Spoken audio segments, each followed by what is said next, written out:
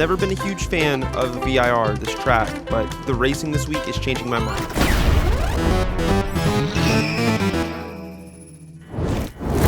It's been about a year since I had last driven VIR. Qualifying is going to reflect that, starting in P19, about 2 seconds off of the pace with a 148.5. The faster guys are doing high 146s, so a lot of work to do there. Going side by side into the first corner, we have the inside, and we are actually going to send it straight up the inside of the car ahead of us too, so gaining 2 positions. I don't know if you saw, but there's also somebody off on the side there. So we gain both of those positions.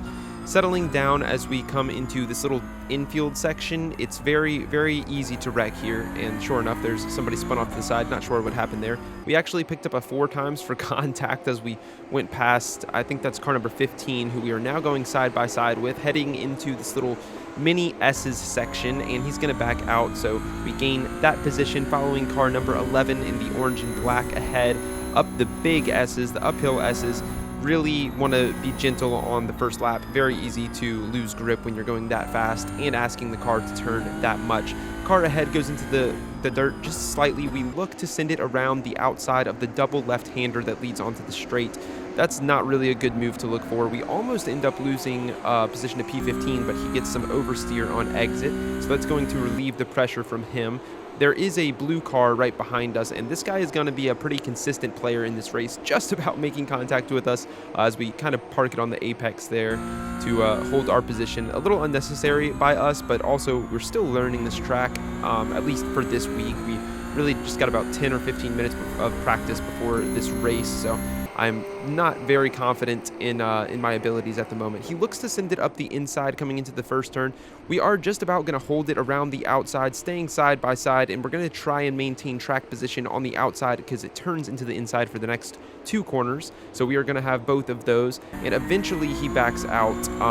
I think we're actually still side by side at this point, but then I brake really late, almost go into the back of number 11, and then the blue car backs out. Managing not to make contact with number 11 there, it is going to slow myself down, and you can see there's a little a train forming behind us. We got a couple of our ducks, or our ducklings, following us through here. Back up the S's on lap 2, I believe this is. Once again, the car ahead missing the apex. I kind of follow him off there, and the car behind me follows me off, so nobody's really able to take advantage of anybody else's mistakes there. Car 6 just about getting swallowed up into a 3-wide situation, but manages to get the power down just in time. He's going to stay attached to us coming around onto lap 3. This first corner is it's deceivingly difficult. You see a car ahead locking up his brakes and sending himself way too deep there. That's going to happen to a lot of people quite a lot on this track. Number 11 taking a very reserved line that time as he's gone wide twice in a row. We look to make a move, work around the outside, almost managed to get it, but we get on the throttle too early, which is going to send us wide, absolutely kill our run, and instead of gaining a position, it looks like we may lose one here. Going side by side with car number 6, who took the racing line through that double right-hander onto the straight and had a better run, including the slipstream. So side by side as we come into this right-hander at the top of the hill, we send it as fast as we can, and they really want to show that we are defending that position, and 6 takes the hint and settles behind us there, successfully defending the position. But in the back of my mind, I know that I just don't have the pace to keep up with a lot of these guys right now. Perhaps by the end of the race I will have settled in a bit more. At the moment I'm going to go defensive once again into turn 1. This time I have the inside, and I'm also slightly ahead. He pushes a bit wide too early, looking for a really good exit, but I think he gets a little bit of oversteer, and so we're able to maintain that position.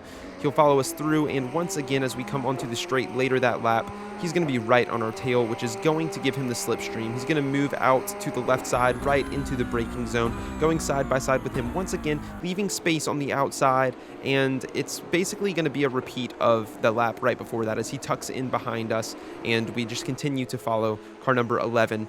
This guy is putting an intense amount of pressure on me. I know he's faster than me. At this point, I'm basically just using this whole race to practice my defense, taking a semi-defensive line there in the middle of the track, parking it on the apex as he looks to get a better run.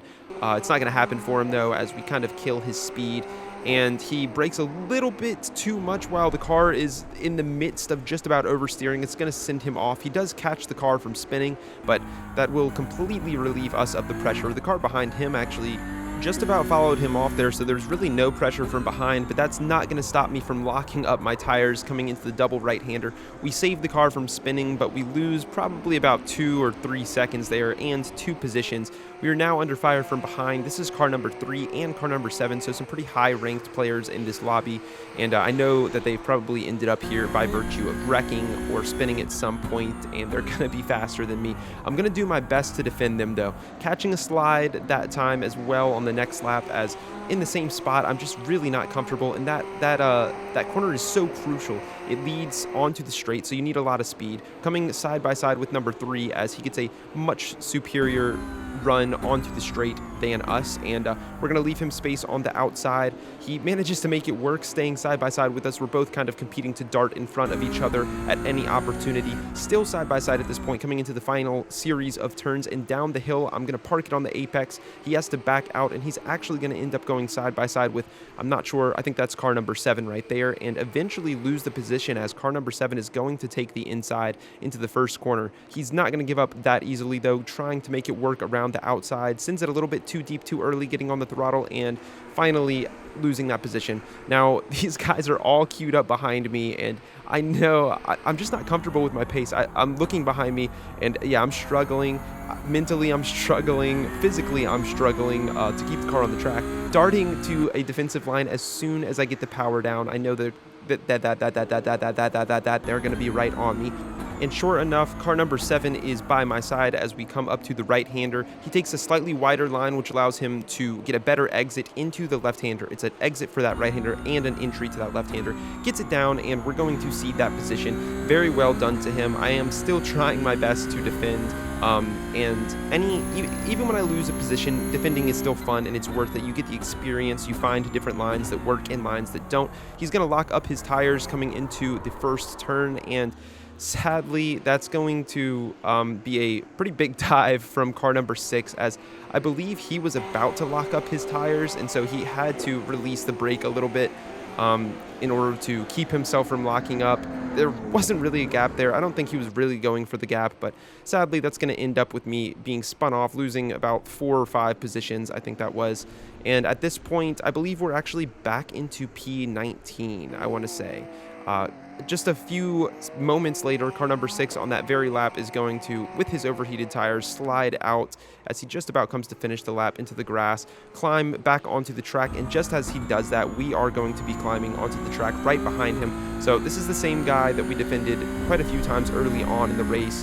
We had that interaction with on the last lap at turn 1 that spun us. I don't know if you could hear that, but somebody just ran into the back of our car, and here's a outside perspective of that. I don't know what he was going for there. He was taking a super deep inside line from way far back, and at this point, I now have 16 incident points, which, if you don't know, in iRacing, if you make contact with the car, you get 4 incident points. If you get 17 points total, you get penalized and are basically put out of the race. Car number 6 making a clean move around the orange car there. However, coming into the next series of turns, he is going to drive off of the track, lose a ton of speed, and we are going to gain that position. Now, back to what I was saying about the incident points. We have 16, 17 is a penalty. An off-track counts as 1, contact counts as 4, so I just have to avoid any off tracks, any contacts, and just as I say that, somebody is parked on the track. We managed to slide through there without making contact, but it was very close to getting us that penalty. And we're going to be pretty passive here. Car number 6 has a good run, and we're going to let him through. I just don't want a penalty. I want to finish this race, and it sucks because a lot of this contact, I feel it was pretty much unavoidable, and I just couldn't really have done anything to avoid getting this close to the penalty. Car number 6 pulling into the pit lane there, I assume with a penalty of his own, because he has been all over the place. Car ahead not getting a very strong exit there as he puts a couple of tires into the dirt, and we focus on that, completely miss our braking marker, and we're going to send it side by side with car number 22. I'm not sure what I was thinking here. I should have been paying attention to my penalties. I wasn't, and I get a little bit of snap oversteer as I come off of that curb, run into him, and that's the end of our race. So our first race at VIR ending in absolute disaster. Still a ton of fun. We did lose safety rating and I rating, but we gained a lot of experience, mainly with defending, places to defend and places to overtake, which is it's a good experience to have on any track. Here is the rest of the results if you want to see anything. Now, my pace was lacking pretty hard in the first race, so I put in some practice, and this is the qualifying session for a couple of races later. Braking just after the 3, or reaching peak pressure just after the 3, trail braking super hard and staying very tight there, almost treating that second curb on my right now as a double apex. You almost want to hit that second curb when you're taking the right line. Keep your speed as high as you possibly can here while still getting the car turned in time. You want to take a slightly late apex there. Same thing here, down to second, take a late apex, lift off of the throttle to get the car turned. Same thing here again as you make another right hand turn, shifting into fourth just as we hit that curb, and we're going to take this just about as straight as we can, really just holding the power down, prepping for the S's. Entering pretty wide here, want to cut all of these curbs as much as we can. Very easy to get an off track here, so we want to be slightly conservative with those curbs. Down into fifth, push it around, use that curb on the right side just a little bit. Braking optimally at the 2 there. We broke slightly early, and you really want to treat this as one really long, smooth braking zone. So you very slowly trail off, get on the throttle as early as you can, right about when you hit that curb on your right side. This straight, we're just going to keep a straight line basically all of the way through, shifting up into 6th after the rev lights blink 3 times for maximum torque, because we are heading uphill, so we want to keep that in mind. Braking after the 3 as late after the 3 as we can, down to 2nd at the top of that hill. Very careful with the brake, because that crest makes it very easy to lock up your car. Same thing here, car goes late, careful on the brakes, you have to lift and then reapply, find that exit and that camber, ride it all of the way out, hitting all of these curbs, and that'll basically be a lap at VIR. Now, after all of that practice, our lap time is going to be over a second faster than our first qualifying time, with a 147.2, which is good enough for second place. The pole sitter doing a 47 flat. The guy behind very close in times. Starting off the second race, and place your bets right now before you watch any further whether or not I'm going to lose a position into turn 1. I can't stop you from watching further, but I'm gonna have to trust you on the honor system. Yeah, we're going to lose a position. P3 got a really good launch, and he is going to take that from me. It's pretty normal at this point that I lose a position on start. I talk about it so much, I'm just not even going to talk about it anymore. We managed to keep P3 from car number 10 as he looked to make a move up our inside, and then he loses another position just on the next turn, absolutely sends a dive up the inside. He's going to run into the back of us, give us a 4 times, and then all hell is going to unfold here. My GPU just about crashes as all this smoke goes up. Unfortunately, we are nowhere near that horrific scene, so driving away with basically no pressure behind us now, as the gap has opened up a lot because of all of that mayhem.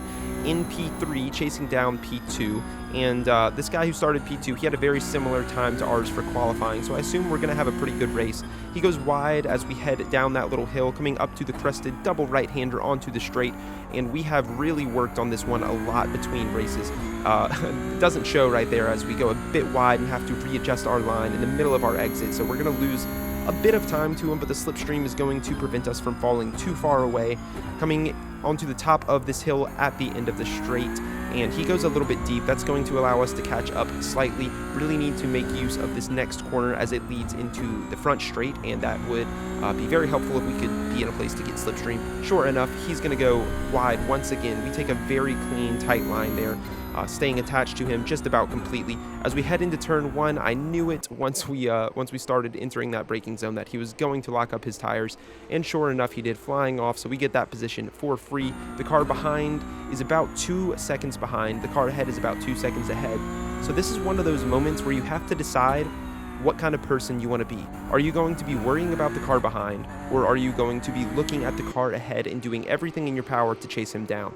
As I was driving in this moment, I consciously made the decision that I was going to ignore the car behind and strictly focus on the car ahead, and sure enough, that is what we do. So putting our laps in, trying to keep pace with this guy. His qualifying was pretty nice with a 147 flat, and his pace already seemed to be really strong. This is only the second lap, and he's already pulled a 2-second gap, so I am not super hopeful that I'm going to catch him, but I'm letting that fall to the back of my mind. You can see he's already pulling a pretty big gap, but he actually goes really deep on lap 3 onto turn 1, so we're able to make up a slight amount of time there, taking a really late apex, not the best line through there, but it was still better than the line that he took.